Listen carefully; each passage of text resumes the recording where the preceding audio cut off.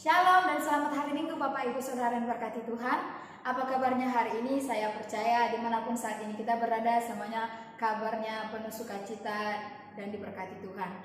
Oleh sebab itu mari Bapak Ibu Saudara pada pagi hari ini dimanapun kita berada, walaupun kita ibadah melalui online ini, biarlah hati kita benar-benar menyembah Tuhan, hati kita benar-benar kita persembahkan di hadapan Tuhan.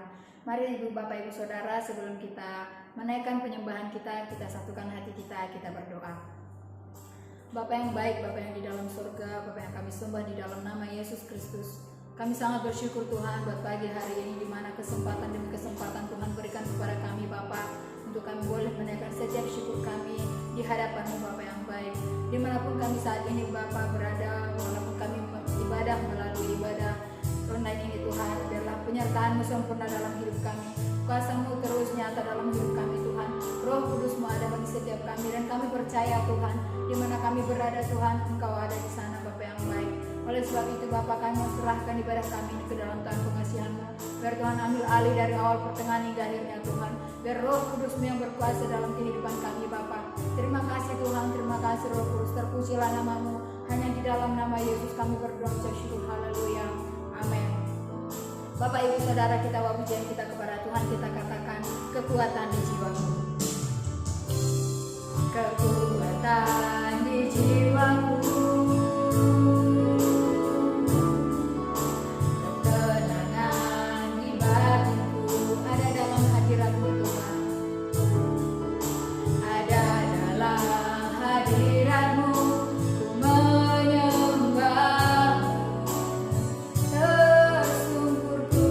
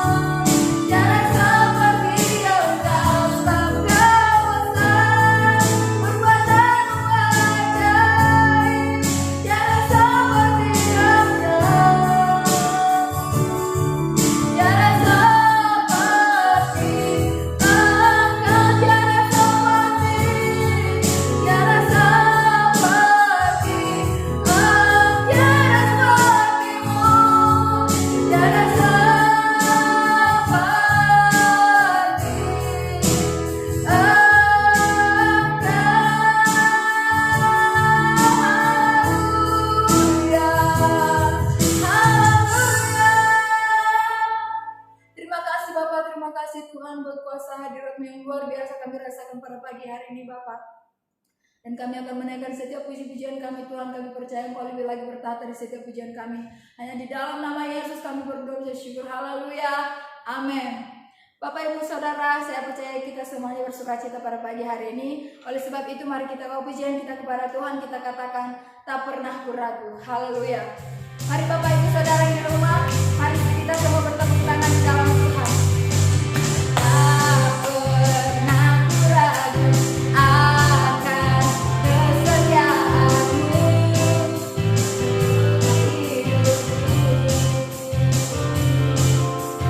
sepenuh jiwaku, yakin dan percaya Kau tuntun langkahku, Yesus kan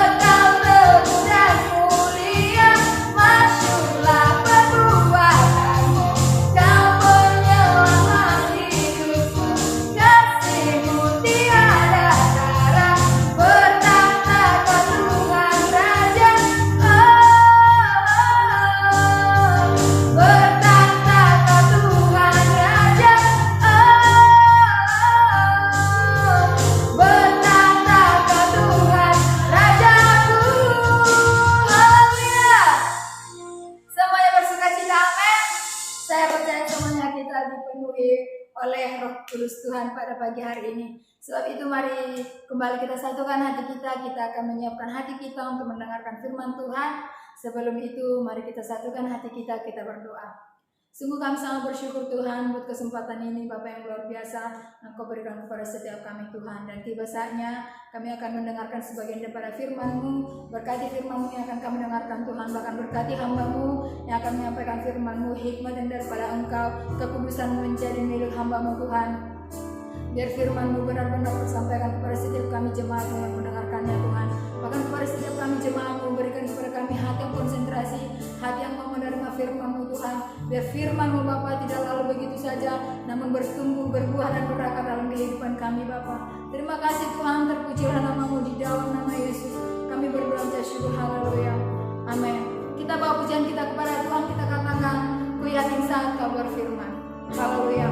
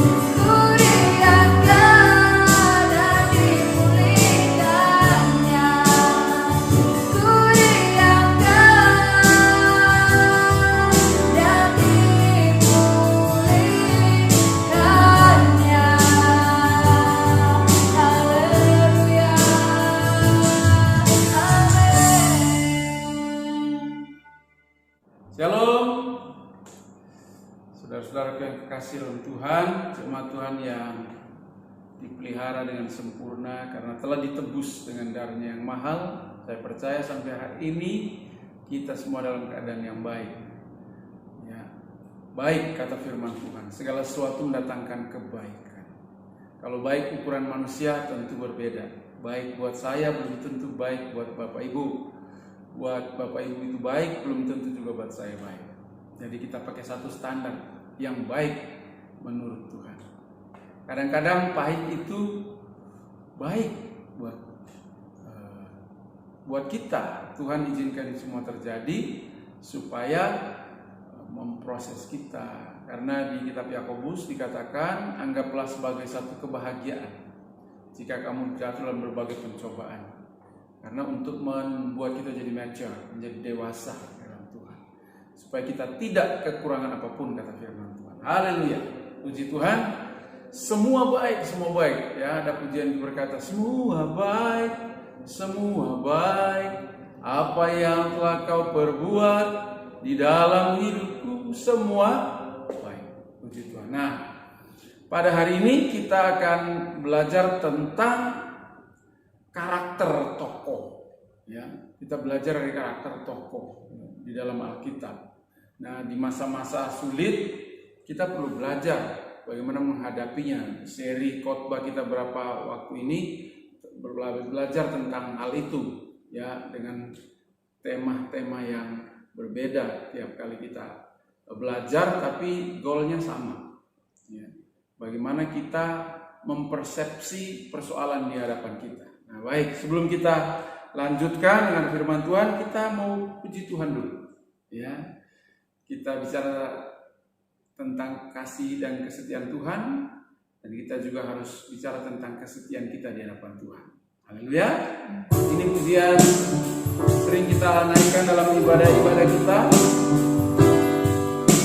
mengingatkan kembali bahwa Tuhan kita setia. Haleluya. Sungguh besar setiamu,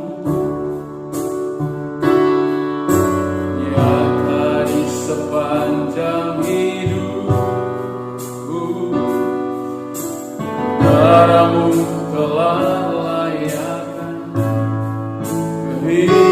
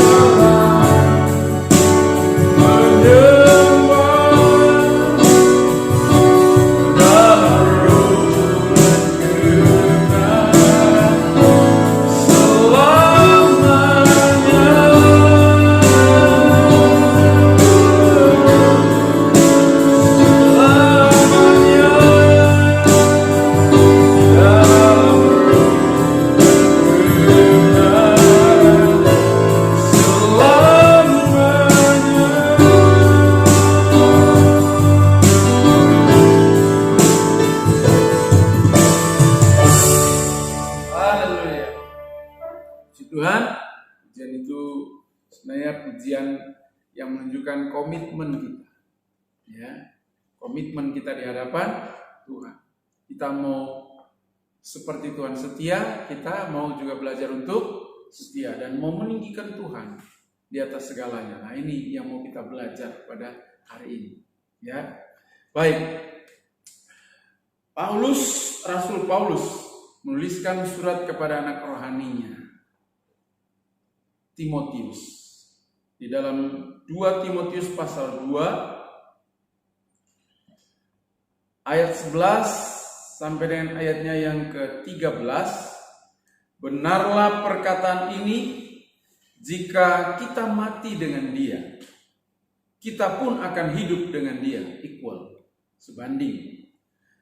Jika kita bertekun, kita pun akan ikut memerintah dengan dia. Jika kita menyangkal dia, dia pun akan menyangkal kita, sebanding. Tapi pada ayat yang ke-13, jika kita tidak setia, dia tetap setia. Wah, karena dia tidak dapat menyangkal dirinya. Ya, nasihat-nasihat ini disampaikan Paulus kepada Timotius untuk mengobarkan pelayanannya. Saudara, di ayat 13 itu yang menjadi perenungan buat kita. Bayangkan saudara, jika kita tidak setia, dia tetap setia. Allah tetap setia. Bagaimana mungkin itu? Kita tidak setia, tapi Tuhan tetap setia. Ya karena dia sanggup untuk setia, saudara. Allah memang sanggup untuk setia di tengah ketidaksetiaan kita. Wah, itu kabar yang luar biasa, saudara. Kabar baik buat kita semua. Nah, dalam sejarah pemerintahan umat Tuhan, ya, Israel yang terpecah menjadi dua, menjadi Israel Utara dan Selatan, kita sering melihat tentang perubahan-perubahan atau tentang fluktuatif sekali itu iman orang Israel. Ya, di kitab Hakim-Hakim kita belajar, kadang dia tobat, kadang dia kumat, ya, up and down, naik turun, sama seperti kita sekarang ini juga. Kadang-kadang imannya lagi on fire, ya, waduh kalau bisa mau tidur di gereja, ya, cintanya menggebu-gebu, apa yang bisa saya lakukan untuk pekerjaan Tuhan, wah, ayo aja terus. Tapi ada waktu di mana kita menghadapi persoalan, tantangan, kita mulai down, kita mulai merasa lemah. Dan itu yang menyebabkan banyak orang menjadi kecewa. Kenapa menjadi kecewa? Karena pengharapannya itu tidak didasarkan pada iman yang sejati. Ya. Kalau pengharapan kita kuat sama seperti Abraham, kita pasti akan mampu melewati berbagai tantangan dalam kehidupan kita tanpa sedikit pun goyah soal pengharapan. Nah, kadang-kadang kita berharap kepada janji manusia, kita berharap kepada sesuatu yang ada di dunia ini. Ya, itu bahasa klise dari kita mengandalkan kekuatan duniawi sebenarnya. Nah, dalam kisah perjalanan umat Israel, kita temukan di dalam kitab 2 Raja-Raja pasal 3. Pada masa pemerintahan Raja Ahab, ya, selalu bertentangan dengan Elia.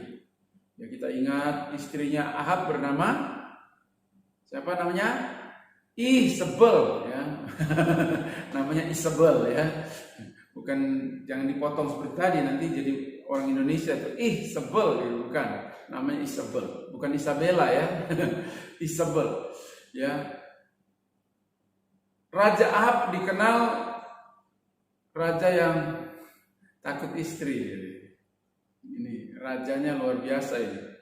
Ya, raja yang punya istri luar biasa. Kenapa? Karena ketika Elia menumpas nabi-nabi palsu, ya, nabi-nabi Baal, itu Isabel memberi sebuah ancaman.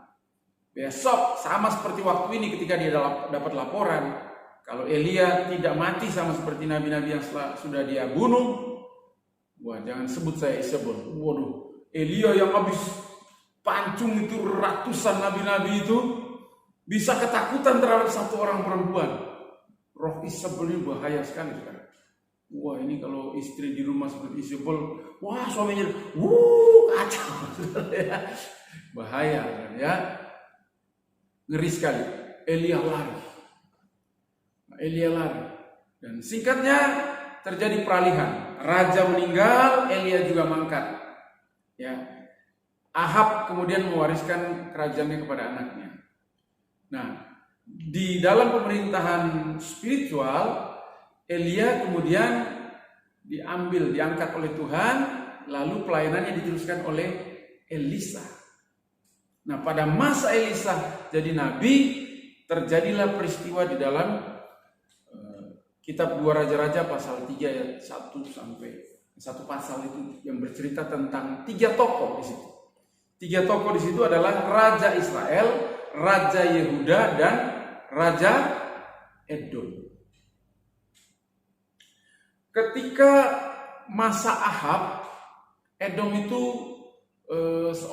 rajanya itu seorang peternak domba, Jadi supaya dia dilindungi oleh Raja Israel, dia kirim upeti, bunuh domba, dia kasih upeti. Tapi ketika Ahab meninggal, berontaknya Raja Moab itu berontak.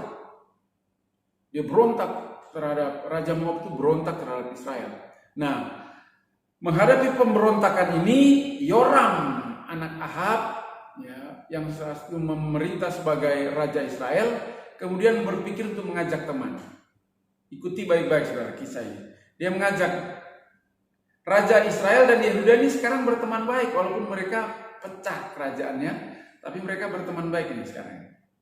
Nah, Yosafat berteman baik dengan Yoram. Lalu majulah mereka berperang untuk melawan Raja Moab, Raja Edom, Raja Israel, Raja Yehuda. Maju bersama-sama. Tapi setelah mereka masuk ke padang gurun, tiba-tiba mereka mengalami kekeringan. Namanya juga di padang gurun, nggak ketemu air, saudara. Nggak ketemu air. Nah, pada masa kekeringan seperti itu, mereka melihat bencana. Wah, kita ini mah dituntun tangan, coba menyalahkan Tuhan. Tuhan dituduh sebagai pribadi yang menuntun mereka masuk padang gurun untuk mati. Mau diserahkan untuk mati. Coba ya. Padahal tadi waktu mereka mau berangkat nggak tanya Tuhan, sekarang salahkan Tuhan. Coba ini. Nah, waktu mereka sedang menghadapi masalah itu, lalu tiba-tiba Raja Yosafat yang takut Tuhan, dia tanya, emang tidak ada nabi di sini? Ya, untuk kita tanya apa yang harus kita lakukan. Lalu seorang menjawab, ada penerusnya Elia, namanya Elisa. Lalu mereka melapor, datang 3 raja menghadap Elisa. Waktu mereka datang kepada Elisa, kalau kita baca di situ saudaraku, Elisa itu kata orang kita di sini diece sama nabi. Bukannya kamu punya penyembahan berhala, ya, punya nabi-nabi, kenapa nggak tanya sama mereka gitu? Kamu kan sudah mengandalkan ilah lain, yang mengandalkan berhala, mengandalkan kekuatan dunia, silakan. Nah, sekarang lagi jalan buntu, cari Tuhan. Nah, ini banyak kali kita begitu, ya, kerjakan dulu dengan kekuatan kita, cari dan mengandalkan kekuatan lain, baru setelah jalan buntu teriak-teriak sama Tuhan dan cenderung menyalahkan Tuhan. Karakter yang kurang bagus bagi anak-anak Tuhan. Nah, Yoram, Elisa tahu siapa Yoram. Tapi kalau kita belajar baik-baik, kita perhatikan baca bagian firman Tuhan itu, Nabi itu bicara begini, kalau bukan karena Yosafat, Yosafat cinta Tuhan. Kalau bukan karena Yosafat, Elisa bilang begini, orang laden saya. Tapi karena ada Yosafat di situ, satu orang inilah yang akan menyelamatkan hari itu. Karena ada satu orang yang taat, yang mengandalkan Tuhan, maka mereka diselamatkan. Coba lihat saudara. Kita mungkin hanya segelintir orang di negeri ini yang percaya dan mengandalkan Tuhan. Kita mungkin hanya sekelompok kecil, Kristen di Indonesia minoritas. Bahkan di antara orang Kristen mungkin hanya segelintir yang sungguh-sungguh di hadapan Tuhan. Apakah doa kita akan berpengaruh Alkitab memberi kita kesaksian hanya karena satu orang yang setia. Yosafat yang setia kepada Tuhan. Dia mengandalkan Tuhan dan pertolongan Tuhan datang. Kemudian Nabi Elisa suruh panggil pemain kecapi. Sementara pemain kecapi memainkan kecapinya, roh Tuhan datang kepada Elisa dan berbicara. Tuhan menyingkapkan strategi apa yang mereka harus lakukan. Mujizat apa yang akan mereka alami. Yang tadinya nggak ada air, Tuhan suruh bikin parit, tiba-tiba itu balong gitu ya, kolam gitu, tiba-tiba terisi air. Wah, luar biasa sekali. Kita tahu kisahnya, akhirnya Moab dikalahkan. Saudara, pelajaran dari firman Tuhan hari ini adalah kita mau jadi pribadi yang menempatkan Tuhan di atas segalanya. Ingat pujian tadi, kutinggikan Engkau Tuhan melebihi segalanya, melebihi harta kita, jabatan kita, melebihi apapun yang bisa kita andalkan. Kita harus menempatkan Dia di atas segala-galanya. Ketika ada masalah datang, cari Tuhan dulu, ya. Renungan kita minggu lalu mengutamakan Tuhan. Nanti setelah itu kita, karena Tuhan gak mungkin jatuhkan uang 1 kontainer dari langit, saya bilang minggu yang lalu. Nah, pasti punya cara. Tapi tanya Tuhan dulu. Lihat. Ketika tanya Tuhan, Tuhan suruh mereka kerjakan dengan hikmat Tuhan. Tidak mungkin tiba-tiba itu parit terisi air. Tapi Tuhan telah melakukan itu. Mereka tiba-tiba kelimpahan air. Dan bagi musuh yang melihat itu, mereka pikir itu darah. Wah, orang Moab, raja mau bilang, itu mereka udah bunuh-bunuhan. Lihat darah, ayo kita jarah. Begitu mereka datang ke tempat itu, yang tadi fata morgana kelihatan darah, ternyata air, saudara. Dan orang Israel keluar dari perkemahan mereka hajar Moab habis-habisan. Mereka merangsek masuk ke dalam kota Moab. Mereka hancurkan seperti yang difirmankan Tuhan. Lihat, cara Tuhan jauh berbeda dengan cara kita. Mungkin kita merasa kuat hari ini, mungkin kita merasa bisa. Saya punya uang, saya punya relasi, saya punya kekuatan. Nanti ketika hal itu tidak bisa menolong kita, jangan salahkan Tuhan seperti orang.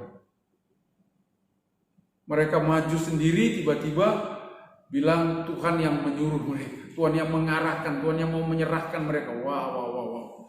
Itu keterlaluan. Jadi kita mau melatih diri untuk menempatkan Tuhan di atas segala-galanya. Ya, jangan seperti orang. Kita belajar dari karakter ini. Ada dua karakter yang perlu kita pelajari di situ. Satu, Yoram. Yang kedua, Yosafat. Kita mau jadi seperti siapa? Yoram atau menjadi seperti Yosafat? Ya, yang ingat Tuhan terus. Di tengah kesenangan ingat Tuhan, di tengah kesusahan ingat Tuhan. Ya, banyak orang kalau susah ingat, kalau senang lupa. Ya, kita mau belajar menjadi pribadi seperti Yosafat. Ingat Tuhan. Ya, dan kita tahu kisahnya. Yosafat luar biasa, dia membawa pemulihan bagi Israel. Nah, ini panggilan untuk kita semua. Ayo, kita memang hanya segelintir orang. Tapi waktu kita datang kepada Tuhan, bukankah Tuhan kita besar? Kita mungkin minoritas dalam jumlah, tapi mayoritas dalam kuasa. Kita minoritas soal pengaruh, tetapi kita mayoritas soal power, soal kapasitas besar kita di dalam Tuhan. Karena Tuhan kita, Tuhan yang besar, dan Dia sanggup melakukan apa saja. Di tengah-tengah kesulitan seperti ini, ingat, tetap kita cari Tuhan. Jangan tinggalkan Tuhan. Ketika terjadi kelaparan di Bethlehem, Naomi dan keluarganya keluar dari sana. Tapi lihat apa yang terjadi. Dia kehilangan suami dan kedua anak laki-lakinya. Sehingga ketika ia masuk lagi ke Bethlehem, dia pulang ke Israel, dia nggak mau lagi dipanggil Naomi. Panggil aku Marah. Bukan marah pakai H, tapi marah. Pahit. Karena dia telah mengalami kepahitan. Siapa yang suruh? Ada lagu tua ya, lagu zaman engkong-engkong dulu. Jangan kau tinggalkan Bethlehem, kalau tak mau mati. Nah, jangan kau tinggalkan Tuhan Yesus. Bethlehem artinya rumah roti. Yesus roti hidup. Jangan berani tinggalkan Tuhan kalau enggak mati kita. Oke? Pada hari ini kita belajar satu hal. Ayo, kita menjadi seperti Yosafat. Lembut hati, saudara, di hadapan Tuhan. Memang waktu dibentuk, digarap oleh Tuhan menjadi bejana yang indah, enggak enak. Ada yang mesti dipangkas, sama seperti tanah liat itu, enggak ada wujudnya sebelumnya. Ya, kemudian si penjunan itu, tukang periuk itu mulai mengolahnya. Ada kerikil ditoel, cabut dari situ dibuang. Wow. Ada kerikil nempel di sini, ada kerikil nempel di sini ya. Kalau kita masuk ke salon, mau di facial, itu jerawat di waduh, lara pisan ya. Sakit itu tapi setelah itu muka kita bisa cerah, bersinar. Nanti dikasih apa itu namanya? Saya nggak tahu. Saya perempuan yang ngerti lah itu ya. Nanti dikasih apa namanya itu? Krim ya, apalagi lah. Nanti setelah itu muka kita bisa mulus ya. Wow. Tapi waktu diproses enggak enak. Sangat enggak enak. Hidup kita pun seperti itu, tapi hasilnya jadi bencana keindahan Tuhan. Haleluya. Dengarkan baik-baik kata Alkitab. Bejana yang mulia ditempatkan di tempat yang mulia.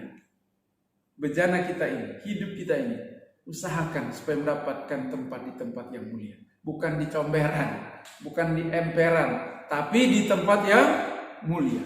Bagaimana caranya? Kita sudah ditebus. Jadilah lembut hati ketika dibentuk oleh Tuhan.